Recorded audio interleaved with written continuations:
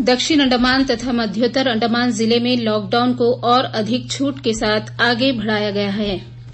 सामाजिक और अकादमिक सभाओं तथा आंतरिक खेल गतिविधियों के संचालन को अनुमति प्रदान की गई है।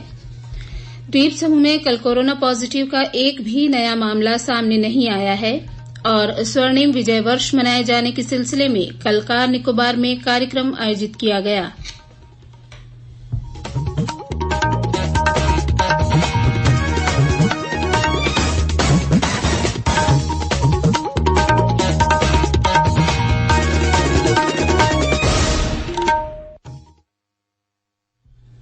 सुबह के समाचारों के साथ मैं जीनत बीबी। 18 वर्ष से अधिक आयु वर्ग के लिए सरकारी केंद्रों पर निःशुल्क राष्ट्रव्यापी कोविड टीकाकरण अभियान जारी है। युवा श्रोताओं से हमारा आग्रह है कि स्वयं कोविड रोधी टीका लगवाएं और अन्य लोगों को भी इसके लिए प्रोत्साहित करें।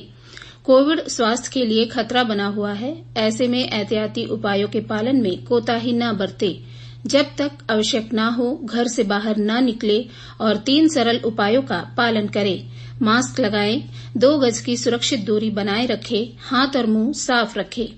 कोविड संबंधी जानकारी और मार्गदर्शन के लिए राष्ट्रीय हेल्पलाइन नंबर 011-2397-8046 और 1075 पर संपर्क करें।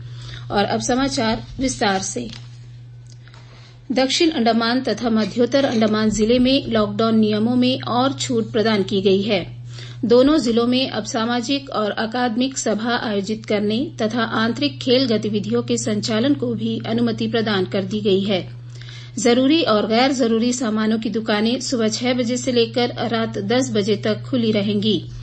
रात्रि 10 बजे से प्रातः 6 बजे तक सामान्यतः लोगों तथा सामान की आवाजाही पहले की तरह प्रतिबंधित रहेगी। कल जारी हुए आदेश के अनुसार अधिकतम 50 लोगों की मौजूदगी के साथ सामाजिक सभाओं को आयोजित किया जा सकता है।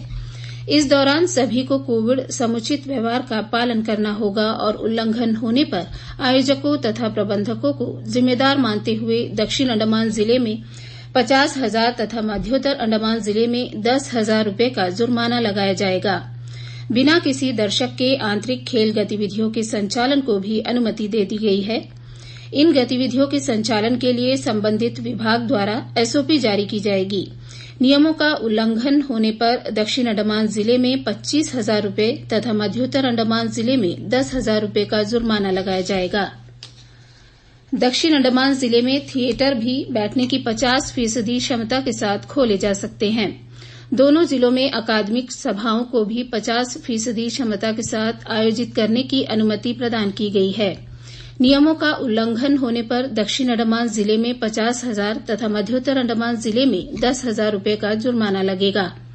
दक्षिण अंडमान और मध्योत्तर अंडमान जिला अधिकारी द्वारा इस संबंध में कल आदेश जारी कर दिए गए हैं, जो आज से लागू हो रहे हैं। यह नियम दक्षिण अंडमान जिले में 24 अगस्त तक तथा मध्योत्तर अंडमान जिले में अगले आदेश के आने तक लागू रहेंगे।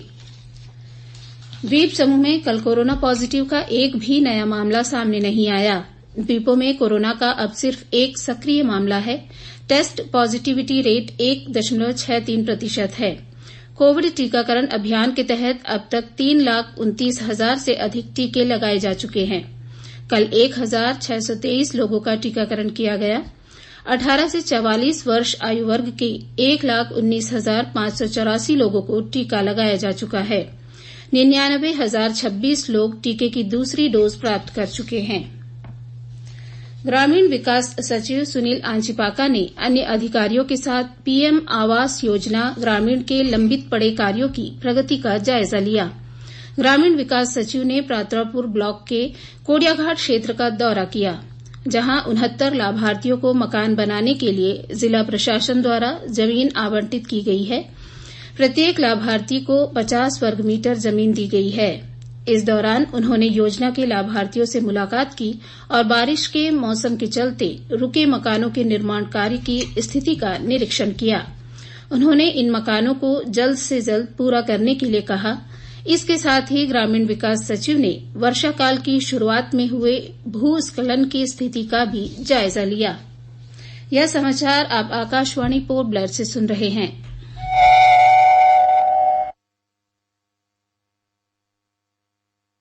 प्रादेशिक समाचार में आपका फिर स्वागत है।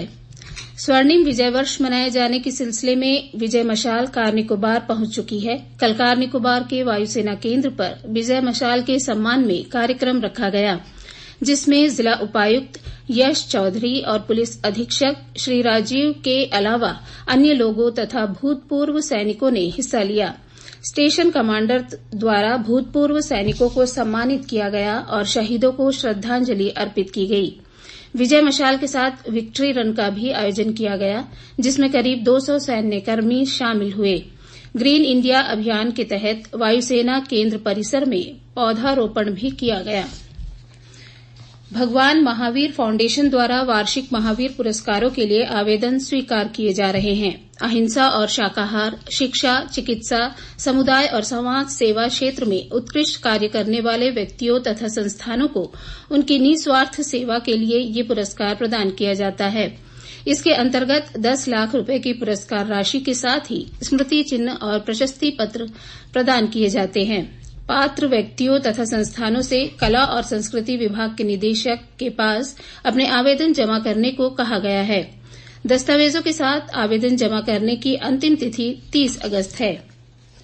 अंडमान निकोबार द्वीप समूह में मोहर्रम कल मनाया जाएगा। अंडमान निकोबार हिलाल समिति ने एक विज्ञप्ति जारी कर कहा है कि आज और कल रोजे रखे जाएंगे।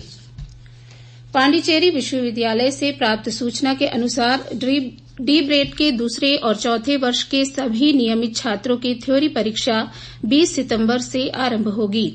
परीक्षा सूची को संस्थान के अकादमिक प्रकोष्ठ के सूचना पट पर दर्शा दिया गया है। पांडिचेरी विश्वविद्यालय की वेबसाइट पर भी सूची उपलब्ध है। बीटेक के सभी छात्र छात्राओं से अपने विभाग के अकादमिक समन्वयक से संपर्क करने को कहा गया है। मत्स्य विभाग द्वारा दक्षिण अंडमान जिले की विभिन्न पंचायतों में मीठे पानी की मछली के चारे का वितरण किया जाएगा। 20 अगस्त को कौलिनपुर तथा टुशनाबाद ग्राम पंचायत के विभिन्न क्षेत्रों में और 24 अगस्त को ग्राम पंचायत मीठाखाड़ी, नमूनाघर और फरारगंज के विभिन्न इलाकों में अलग अलग समय पर चारे का वितरण किया जाएगा। इसके अलावा 26 अगस्त को छोलदारी ग्राम पंचायत के अंतर्गत आने वाले विभिन्न क्षेत्रों में भी चारे का वितरण किया जाएगा।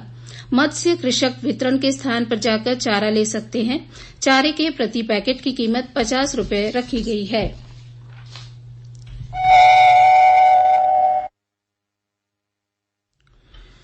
आकाशवाणी पोर्ट ब्लेयर से प्रसारित होने वाला यह प्रादेशिक समाचार बुलेटिन आप मीडियम वेव के साथ साथ FM 100.9 मेगाहर्ट्ज पर भी सुन रहे हैं। यह समाचार मोबाइल फोन और वाहनों के FM रेडियो पर भी उपलब्ध है। इसके अलावा अब आकाशवाणी पोर्ट ब्लेयर के प्राइमरी चैनल से प्रादेशिक समाचार सहित प्रसारित होने वाले अन्य कार्यक्रमों का आप देश और विदेश में कहीं भी कभी भी आनंद उठा सकते हैं। इसके लिए अपने मोबाइल फोन से गूगल प्ले स्टोर में जाकर डाउनलोड करें न्यूज ऑन AIR ऐप।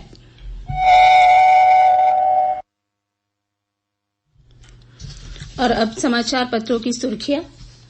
दक्षिण अंडमान और मध्योत्तर अंडमान जिले में लॉकडाउन को अधिक छूट के साथ आगे बढ़ाए जाने के समाचार को डेली टेलीग्राम्स और द्वीप समाचार ने प्रमुखता से प्रकाशित किया है। सांसद कुलदीप राय शर्मा द्वारा NH 4 के उन्नयन कार्यों की समीक्षा और इसे जल्द से जल्द पूरा करने के लिए उच्च स्तरीय विशेषज्ञ समिति गठित करने की मांग के समाचार को अंडमान एक्सप्रेस अंग्रेजी और इको ऑफ इंडिया ने अपनी बड़ी खबर बनाया है।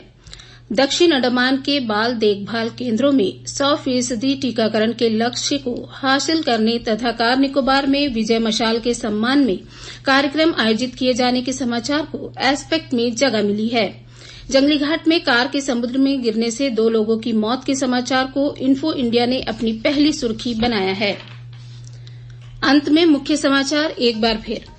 दक्षिण अंडमान तथा मध्योत्तर अंडमान जिले में लॉकडाउन को और अधिक छूट के साथ आगे बढ़ाया गया है।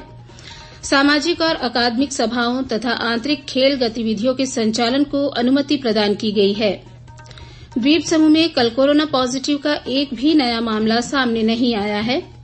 और स्वर्णिम विजय वर्ष मनाए जाने के सिलसिले में कल कार निकोबार में कार्यक्रम आयोजित किया गया। इसके साथ ही